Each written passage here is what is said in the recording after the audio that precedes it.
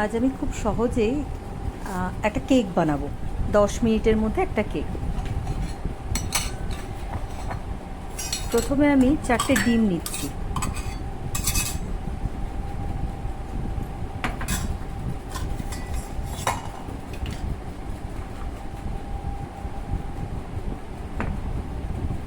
Actually এই ডিমগুলো মানে ডিমের শুধু কুসুমগুলো রয়েছে, কারণ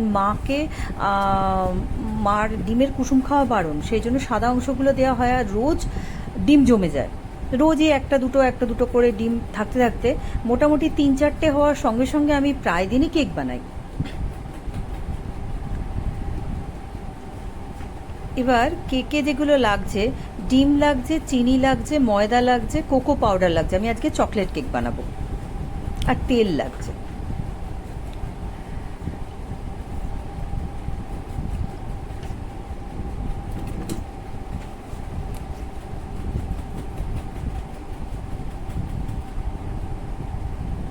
আমি একটা বাটি নিলাম স্টিলের, তাতে আমি প্রথমে তিনটে, তারপর আরেকটা ডিম দিলাম, দিয়ে তিনটে কুসুম আর একটা ডিম সেই বাটির মধ্যে দিলাম।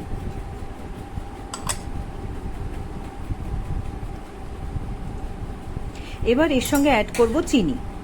আর চিনিটা যেহেতু আমি একটু কম খেতে মানে কম পছন্দ করি, কম মিষ্টি আমি পছন্দ করি, সেই জন্য আমি চিনিটা একটু কমই নিই।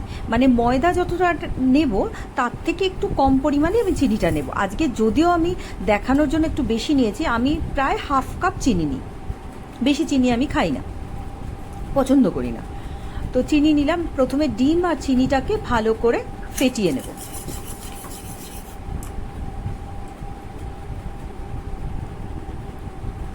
ক্যামেরাটাকে প্লেস করাটা এতটাই আমার জন্য চাপের হয়ে যাচ্ছে, আমি ঠিক বুঝতে পারছি না কোন অ্যাঙ্গেলে রাখলে পরে আমি পুরোটা, এবার আমি সাকসেস হলাম না, কারণ আমি পুরোটা দেখাতেই পাচ্ছি না।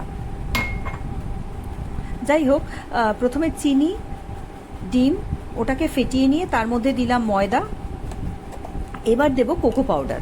কোকো পাউডার আমার কাছে যতটা ছিল আমি পুরোটাই দিয়ে দিলাম, কারণ একটা কোকো পাউডারের কন্টেনারে মোটামুটি দুবার আমি ইউজ করতে পারি। একবার আমি করেছিলাম 2-3 দিন আগেই, আর আজকে বাকিটা দিয়ে দিলাম। দিয়ে এবার সবগুলোকে একসঙ্গে ভালো করে মিক্স করে নেব। চিনি বাটার কোনো দরকার নেই, আমি একদম গোটা চিনি দিয়ে দিই। আগে যেরকম মার কাছে শুনতাম যে অনেক খাটনি করে, মানে কেকের জন্য অ্যাজ সাচ কোনো খাটনির সেরকম একটা দরকার হয় না, ভীষণ ইজি। এবার আমি একটু সাদা তেল দিয়ে দিলাম। আমি বেসিক্যালি মোদি কেয়ারের সাদা তেলটাই ইউজ করি, তো আমি ওটা দিয়ে দিলাম। এবার দিয়ে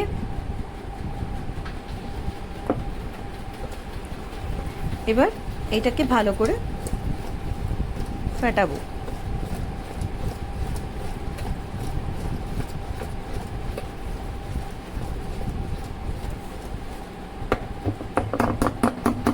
এটা করার পরে এবার আমি দিয়ে দেবো 1 চামচ বেকিং পাউডার। 1 চামচ নয়, 2 চামচ দিলে ঠিক হয়। 4টে ডিমে মোটামুটি হ্যাঁ 2 চামচ, 1.5 থেকে 2। এবার চামচের উপর ডিপেন্ড করে সেটা কতটা, তো সেরকম না, 1.5 চামচই যথেষ্ট।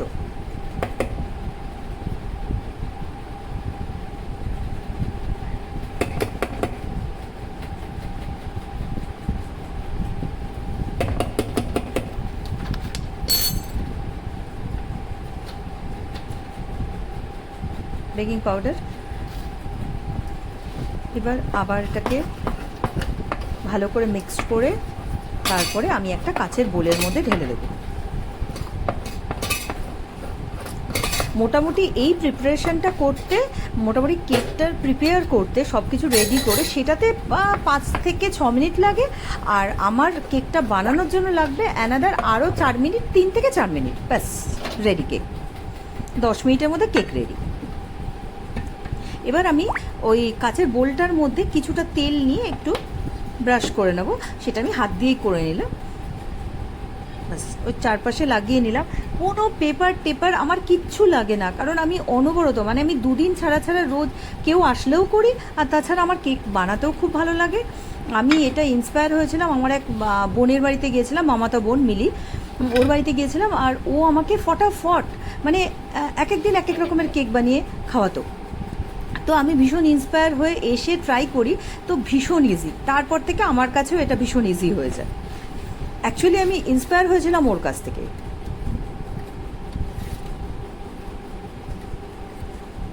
ও বাই দ্য ওয়ে, মিলি আমার শুধু বোনই নয়, আমার বেস্ট ফ্রেন্ডও বলা যায়।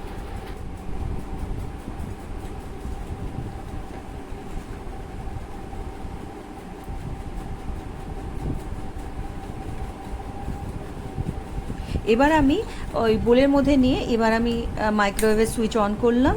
কিচ্ছু করতে হবে না, নো বেক নাথিং, প্লেন মাইক্রোতে দিতে হবে। প্লেন মাইক্রোতে আমি 3 মিনিট দিয়ে দিলাম।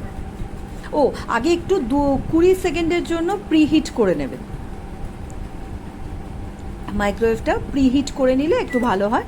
একটু প্রিহিট করে নেব, নিয়ে তারপরে আমি বোলটাকে দিয়ে দেবো।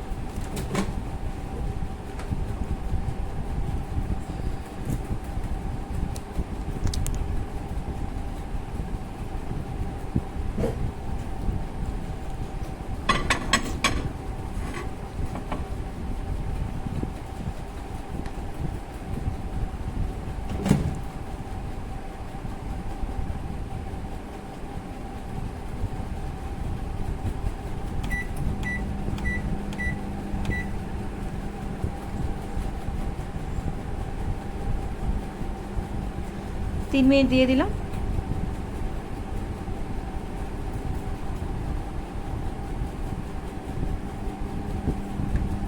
ব্যাস, অলমোস্ট রেডি। এবারে আমি এটা বের করব।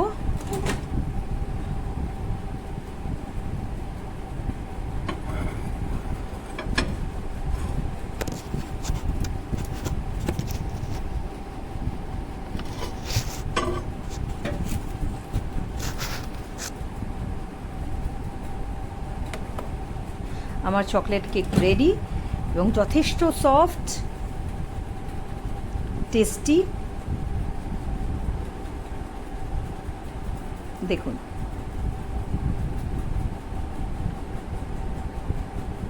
একদম তুলতুলে। এবার আমি এটাকে পিস পিস করে কেটে একটা প্লেটের মধ্যে নিয়ে নেব। ব্যাস হয়ে গেছে। আর এই যে বোলটার মধ্যে যেগুলো পড়ে থাকে সেগুলো আগে আমি খেয়ে নিই।